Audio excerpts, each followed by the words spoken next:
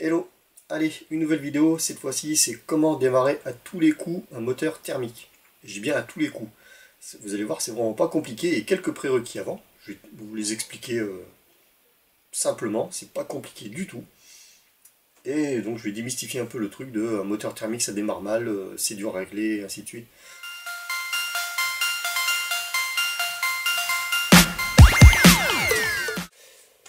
Allez, c'est parti, enfin le démarrage de la vieille série 5000, donc un moteur qui n'a pas dû être démarré depuis au moins 25 ans. Alors, les prérequis. Un chauffe-bougie chargé, pas un chauffe-bougie, c'est bon, la semaine dernière il fonctionnait, un chauffe-bougie chargé de la veille, ou du matin, n'importe, comme vous voulez, mais il faut qu'il soit chargé, on va pas se compliquer la vie, on part sur de bonnes bases. Une clé à bougie, un tournevis plat, généralement pour les réglages c'est toujours du plat, et du carburant récent, pas un carburant de... non mais c'est bon, le bidon était fermé, d'il y a 5 ans, non, non, ça a pris de l'humidité, ça risque d'être une galère. On se facilite la vie, hein. Donc du carburant correct, récent. Et avec ça déjà on est pas mal. Donc, le ralenti, si on regarde la vidéo précédente, j'explique comment on cale à peu près le ralenti comme il faut en réglant la tringlerie. Donc même si pour un premier démarrage la radio c'est pas indispensable, c'est mieux de l'avoir. Ensuite, il faut s'assurer que la bougie fonctionne. Ça sert à rien de s'acharner sur une tirette ou sur un banc si la bougie est naze. Donc, on commence déjà par contrôler la bougie. Et ça c'est vraiment pas compliqué. Hop, on enlève la bougie. On la pose tout simplement dans le chauffe-bougie et on regarde si ça rougit. Hop, en effet, ça rougit, ça fume un peu parce que la bougie était grasse. On reste pas des heures, hein. C'est pas un allume-cigare, c'est une bougie.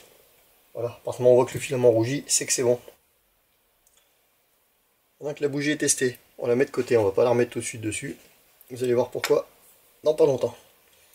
Ensuite, donc les réglages, on part du principe qu'on ne sait pas où on en est dans les réglages, que le carbu a été trafiqué, ce que vous voulez, que ça a été démonté pour nettoyage. Alors, premier truc qu'on peut regarder, donc le ralenti, comme je vous disais, ça on l'a vu déjà dans une vidéo précédente. Je peux vous remettre le lien dans un coin, là par exemple. Ensuite, donc souvent sur les carbus on a 3 réglages.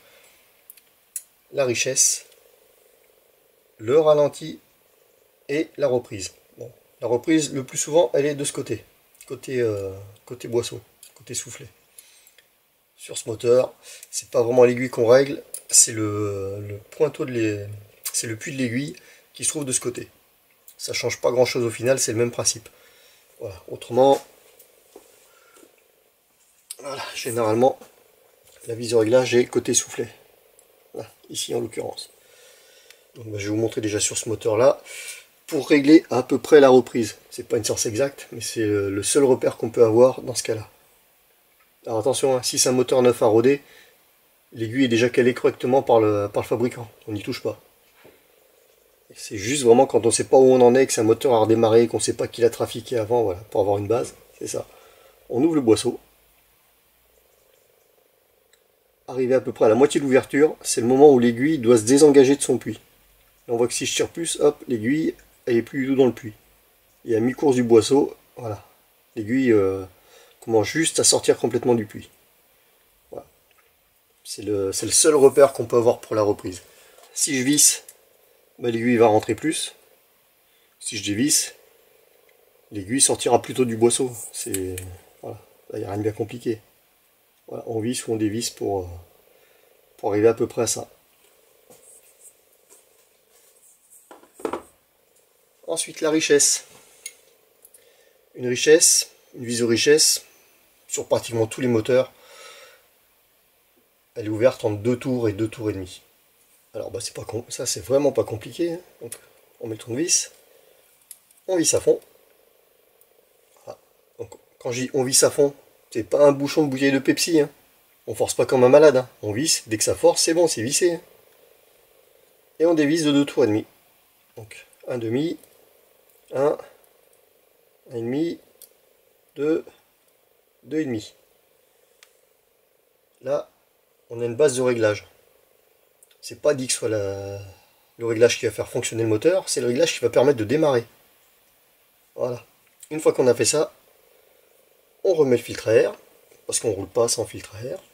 Et puis un réglage sans filtre à air, ça ne voudrait rien dire, c'est-à-dire que dès qu'on va mettre le filtre, après, il faudra tout reprendre. Donc voilà, quand on démarre un moteur, on met un filtre. Tac. Ensuite, le carburant, ça reste assez logique pour l'instant. Hein.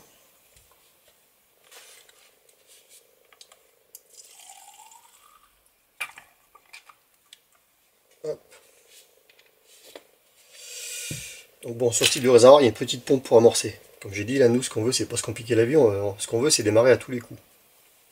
Donc, on s'embête pas, on débranche la durite de préçu, côté échappement, on accélère à fond, et on souffle. Voilà. Donc en gros, là, c'est vous dire, il y a eu trop de carburant, pour ceux qui connaissent un peu.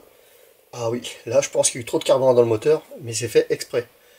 Le seul moyen de savoir s'il y a de l'essence dans le moteur, c'est de le noyer. Alors, on me dit, ouais, bah, c'est n'importe quoi, un moteur noyé, ça démarre pas. Oui, ça c'est vrai. Mais au moins, on sait déjà dans quel état il est. Donc là, j'ai envoyé beaucoup d'essence dans le moteur. Non, bah, on va enlever le surplus, c'est pour ça qu'il ne fallait pas remettre la bougie. On tire énergiquement sur la tirette. Et là, on voit qu'il y a du carburant qui gicle. Là, j'ai bien rempli le moteur, il n'y a pas à dire. Et on tire, on tire. En gros, on tire jusqu'à ce qu'il n'y ait plus de gouttelettes qui sortent, mais une petite bruine, un petit nuage. Voilà. Donc là, c'est vraiment pas dit que ça se voit en vidéo. Et voilà, maintenant j'ai plus qu'un petit nuage de carburant qui sort. Là, on est pas mal. Hop. Voilà, donc là, on a notre petit nuage. Notre petite bruine, on peut remettre la bougie.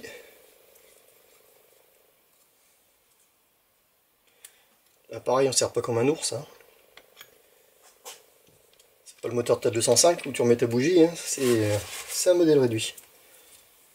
Allez, c'est parti. Donc là, je sais pas dans quelle mesure ça va faire du bruit, si on va encore s'entendre.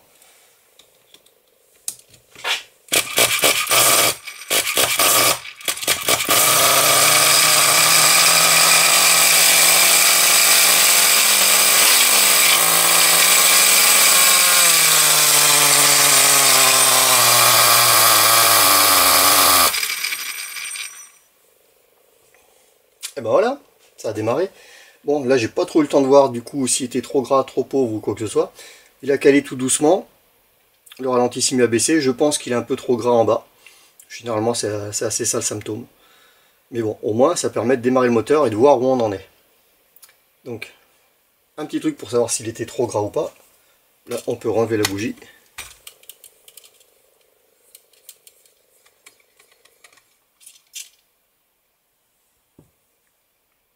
Et oui, là on voit quand même qu'on a eu pas mal de carburant posé sur la bougie. Donc on peut partir du principe que le moteur était trop gras à bas régime. Parce que comme là on n'a pas accéléré ou quoi que ce soit, donc forcément c'est le bas régime. Hop. Allez, on va visser un peu la reprise. Sur un moteur où il n'y a pas de vis de reprise, dans ce cas-là, on ferme la pointe. Enfin, la richesse si vous préférez. Hop.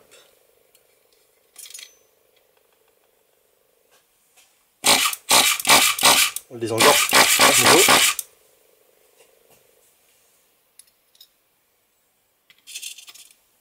Si avec la bougie en place la tirette devient très dure, on n'insiste pas, c'est que le moteur est noyé.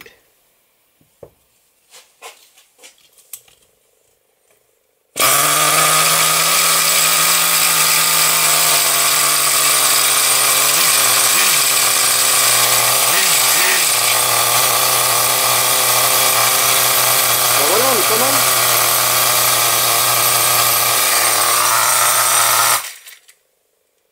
Et voilà comment on démarre un moteur facilement. Donc maintenant il n'y aura plus qu'à le régler, donc ça ce sera pas très compliqué non plus. Je pourrais même faire une vidéo à ce sujet, même si il y a des chaînes qui l'ont très bien fait avant moi. Je pourrais vous mettre le lien de la chaîne de Philippe Boéry par exemple. Voilà, vous pouvez aller voir son tuto qui est très bien expliqué. C'est un vieux de la vieille, c'est vraiment un ancien du modéliste. c'est un puits de science au niveau réglage. Voilà. Hop, allez, on éteint tout ça. En tout cas, voilà, donc pour démystifier un peu tout ça, comme quoi les moteurs thermiques, c'est trop compliqué, ça marche jamais et compagnie. Ah, voilà, 25 ans qu'il n'avait pas démarré. Moi, je trouve ça beau. Donc si j'ai pu démystifier un peu tout ça. Voilà. Allez, et ben, à une prochaine pour une autre vidéo sur le réglage de la série 5000, soit un petit projet que j'ai sur une petite électrique, ou autre chose, on verra bien. Allez, à plus!